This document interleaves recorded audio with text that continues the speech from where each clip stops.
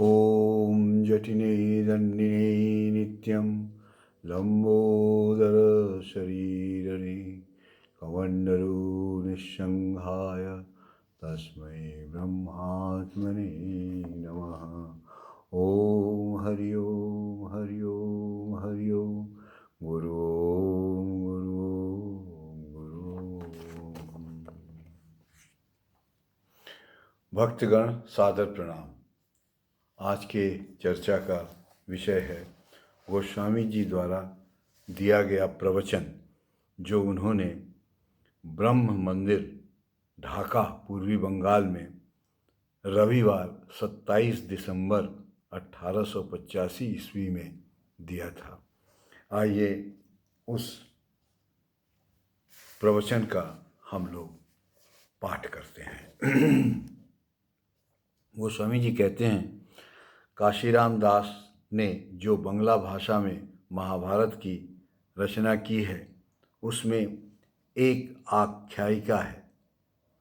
राजा युधिष्ठिर जब द्रौपदी आदि के साथ वनवास गए थे, तब एक दिन द्रौपदी ने देखा कि एक आम के पेड़ में आम का एक ही फल लगा हुआ है। असमय वृक्ष में आम का एक फल देखकर सबको विस्मय हुआ। द्रौपदी की प्रार्थना पर अर्जुन ने वह आम का फल तोड़ा। तभी वहाँ कृष्ण पधारे। उन्होंने पूछा, यह आम किसने तोड़ा? अर्जुन ने कहा, मैंने तोड़ा है। श्री कृष्ण ने कहा, यह तुमने अनुचित कार्य किया है। इस स्थान पर एक मुनि रहते हैं।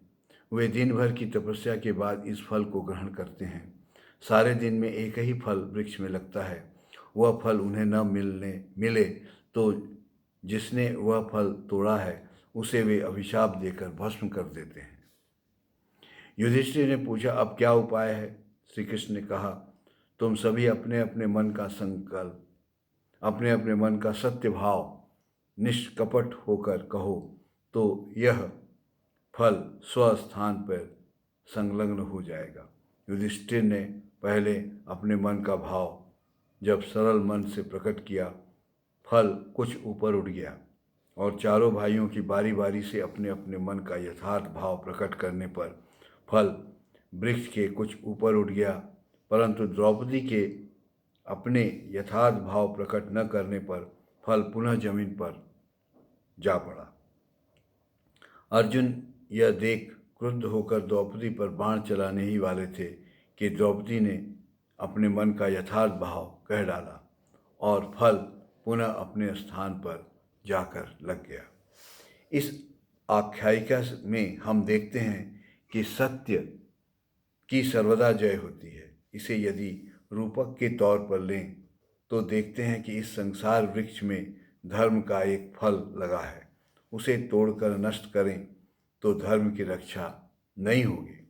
धर्म के न रहने से देश की सुरक्षा भी नहीं होगी। इतिहास साक्षी है कि सब वस्तुओं की उन्नति के मूल में सत्य होता है। जिसके मूल में सत्य नहीं, उसका कोई अस्तित्व नहीं रहता है। हम यदि अपने देश में सचमुच धर्म रक्षा करना चाहते हैं तो हम में से प्रत्येक अपने मन में छिपे हुए सत्य को प्रकाशित करें, तभी हमारे धर्म की रक्षा हो सकेगी। वह सत्य कहाँ है? हम यदि सत्य भाव प्रकाशित न करें, तब द्रौपदी की भांति सत्य को छिपाने का फल जैसे नीचे गिर पड़ा था वैसे ही होगा। इस सत्य को आंतरिक भावना के साथ हृदय में कहना पड़ेगा। इसी सत्य के द्वारा सर्वश्रेष्ठ सत्य रूप परमेश्वर को भी जाना जा सकता है।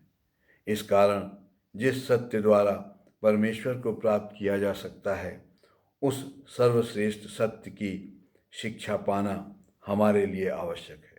प्राचीन काल में ऋक, यजु, साम, अथर्व, शिक्षा, कल्प, व्याकरण आदि वेद शास्त्रों की शिक्षा द्वारा परमेश्वर को जानने में सहायता प्राप्त थी। ऋषियों ने विद्या के दो भाग में बांटा था। पहला आगमन तथा दूसरा विवेकज विद्या।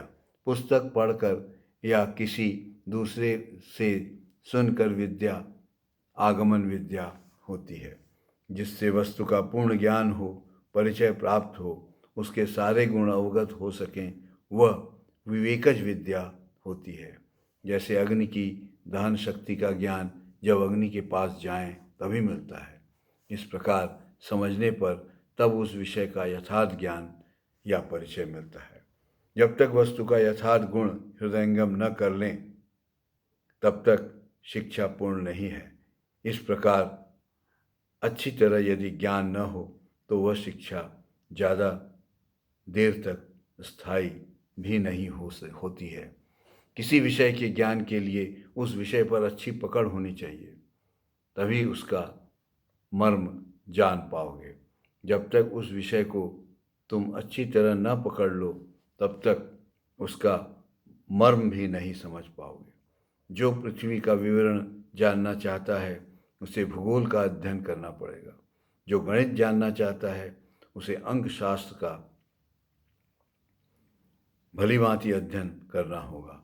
वैसे ही हमें सत्य स्वरूप परमेश्वर को जानने के लिए धर्मशास्त्र या तत्व की अच्छी तरह शिक्षा लेनी होगी। जो जिस विषय को अच्छी तरह हृदयंगम कर ले वही उसे इसमें निपुण होगा।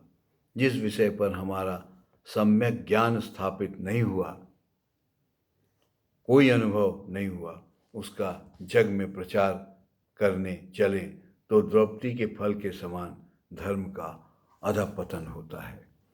आगे का प्रवचन हम लोग कल ध्यानपूर्वक सुनेंगे। आइए हम लोग थोड़ा कीर्तन करते हैं और कीर्तन से अपने मन को और जीवन को आनंदमय कर लेते हैं। जय जगन्नाथ सुभद्र बलराम, केशव माधव दीन दयाल। जय जगन्नाथ सुभद्र बलराम, केशव माधव दीन दयाल। जय जगन्नाथ सुभद्र बलराम, जय जगन्नाथ सुभद्र बलराम, केशव माधव दीन दयाल। जय जगन्नाथ सुभद्र बलराम, जय जगन्नाथ सुभद्र बलराम, जय जगन्नाथ सुभद्र बलराम, केशव माधव दीन दयाल। जय जगन्नाथ सुभद्र बलराम, जय जगन्नाथ सुभद्र बलराम, केशव माधव दीन दयाल। आइए भक्तगण, हम लोग थोड़ा सा पाठ श्री रामचरितमानस से भी कर लें। रामचरितमानस में तुलसीदास जी कह रहे हैं, जाके विरंची, जाके बल विरंची हरि ईसा, पालत सृजत हरत दस सीसा। जाबल शीस धरत सहसानन, अंडकोश समेत गिरि कानन। जिसके बल से ब्रह्मा विष्णु महेश पालन, सृजन और हरण का कार्य करते हैं, हनुमान जी कह रहे हैं मैं उसी का दूत हूँ। एक बार फिर सुनिए। जाके बल विरंची हरि ईसा, पालत सृजत हरत दस सीसा। जाबल शीस धरत सहसानन, अंडकोश समेत गिरि कानन। रामचरितमानस में नवधा भक्ति के बारे में भी बताया गया है। शबरी को श्री रामचंद्र जी ने नवधा भक्ति के संबंध में ज्ञान दिया था। उस पर एक श्लोक है, श्रवणम कीर्तनम विष्णु, स्मरणम पाद सेवनम, अर्चनम वंदनम दास्यम, सख्यम आत्मनिवेदनम। और श्री रामचंद्र जी अपने भक्तों को कह रहे हैं, यह उपदेश दे रहे हैं साधकों को कि निर्मल मन जन सो मोहि पावा, और मोहि कपट छल छिद्र न भावा। जय श्री राम।